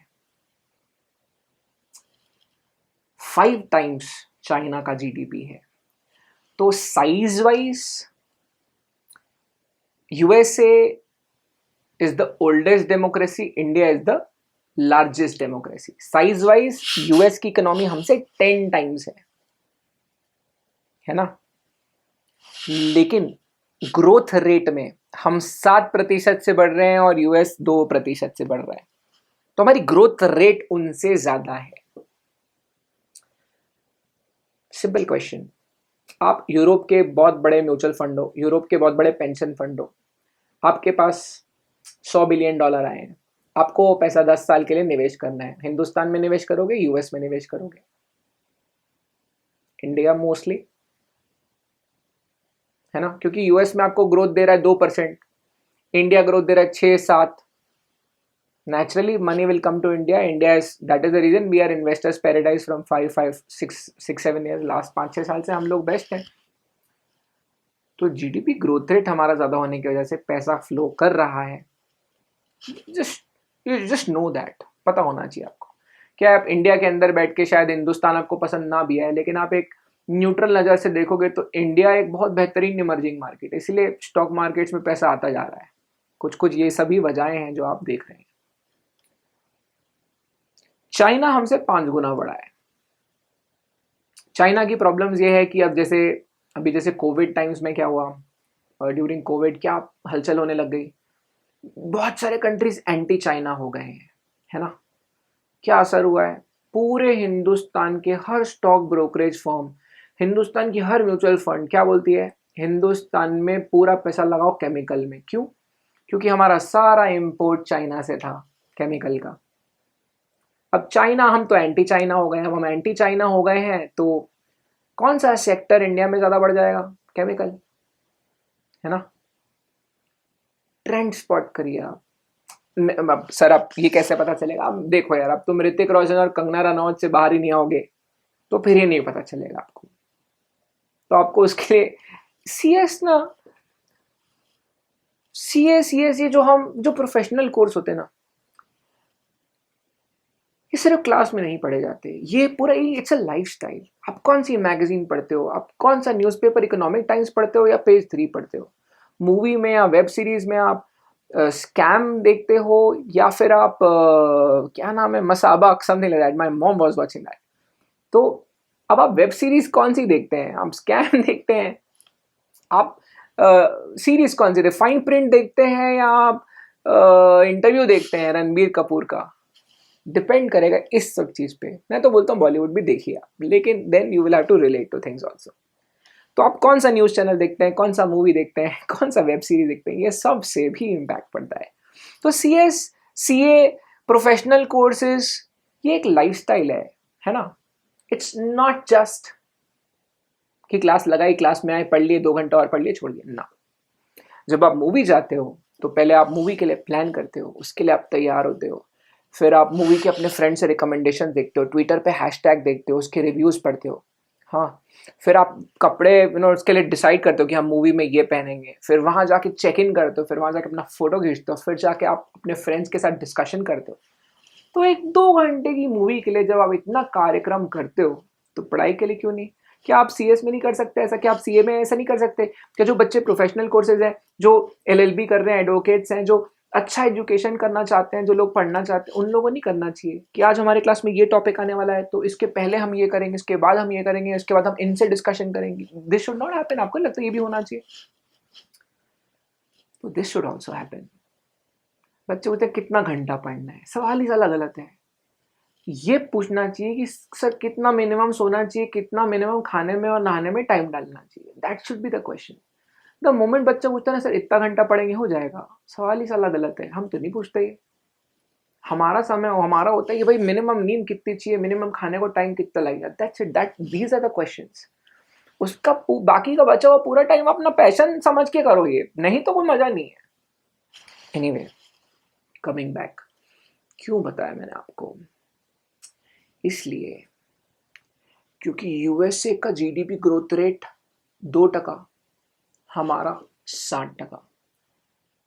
China communist, Hindustan democracy. China बहुत सारे कंट्रीज, बहुत सारी गवर्नमेंट्स के नेगेटिव लिस्ट में, हम पॉजिटिव लिस्ट में। सॉफ्ट पावर है ना अपन। जस्ट बिकॉज आपको समझना चाहिए कि इंडिया के ब्रांड्स अब हिंदुस्तान के कितने सारे लोग वर्ल्ड के अलग अलग कंट्रीज में जॉब करते हैं। हिंदुस्तान में अगर कोई ब्रांड बन जाए और वो पूरे वर्ल्ड के अलग अलग कंट्रीज में अपना एक्सपेंशन सोचे, कोई बड़ी बात नहीं होगी 5 साल 10 साल बाद। आपको ये समझना चाहिए कौन सा हिंदुस्तानी ब्रांड है जो विश्व के अलग अलग अलग अलग अलग अलग कंट्रीज में पेनिट्रेट कर रहा है। You will never know. अगली पेप्सी हिंदुस्तान की होगी जी। अगला हिंदुस्तान यूनिलीवर तो यूके की यूनिलीवर की है ना। नेस्ले तो स्विट्जरलैंड का है ना भाई साहब। अगला एफएम, दुनिया का सबसे बड़ा एफएमसीजी ब्रांड जो होगा ना अगला, वो हिंदुस्तान का होगा। क्योंकि जो हिंदुस्तानियों को समझ जाए, जो हिंदुस्तानी के दिल में घुस जाएगा, वो पूरे वर्ल्ड में राज कर पाएगा। क्यों?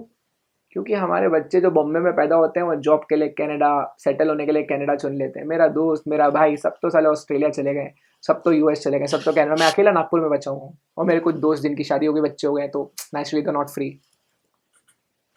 सब तो बाहर में। गर्लफ्रेंड बोलती थी कि ना इंडिया में सेटल नहीं होना है। सही बात है, पहले मैं उससे भी लड़ता था, लेकिन अंदर से मुझे पता था बात सही बोल रही है, बट मैं कमिट कैसे करूँ because I don't know the future. बात तो सही है, कहाँ धूल मट्टी में बैठेंगे। तो ऊपर से मैंने स्वदेश पिक्चर देखी है, थोड़ा कनेक्ट तो है ना। तो सब जॉब के लिए सारे डॉक्टर्स बाहर चले जाते हैं, साइंटिस्ट बाहर चले जाते हैं। आईआईटी के बाद सब लोग यूरोप में बैठे हुए हैं, है ना। तो हिंदुस्तान की मेजर पॉपुलेशन बाहर काम कर रही है। ये सारे फैक्टर्स हैं। मैंने बोला मैं कोई स्टॉक मार्केट की क्लास ले रहा हूँ? मैंने कोई प्रॉमिस की? नहीं ना। मैं बोल रहा हूँ सब सुन लो। जब कभी कोई आइडिया चमकेगा, हो सकता है तुम बिलियनर बन जाओ उस आइडिया से, या उस पर्टिकुलर शेयर में तुम पैसा बना लो, है ना। So that's it guys, this is the class I always wanted to take online. भाई मैं चाहता कि मैं यही बातें करूं जो मैंने रेगुलर क्लास में करी थी। और फ्रैंकली स्पीकिंग मुझे कोई डिफरेंस नहीं है। मैं तो तुम्हें इमेजिन कर रहा हूँ, तुम्हारी आंख, तुम किस तरह से आंख ऊपर नीचे कर रहे होगे, तुम्हारा बॉडी लैंग्वेज कैसा होगा, आई कैन इमेजिन। और फ्रैंकली एक ही बस बात बताऊंगा कि मैं अभी तक मैंने एक भी स्लाइड नहीं खोली। I have not even started one slide. Slides भी बनी हुई थी। I wanted to take you to different things also, but I have actually not open the slide. Anyways, next session is going to be very technical. अगला session बहुत technical होगा, जो कि हमारे फाइनेंशियल सिस्टम्स, बैंकिंग सिस्टम्स, इनको लेकर होगा। Okay, so guys, I hope you enjoyed. Thank you. और बस एक ही काम करना, अवेयर रहो। Thank you guys, bye bye.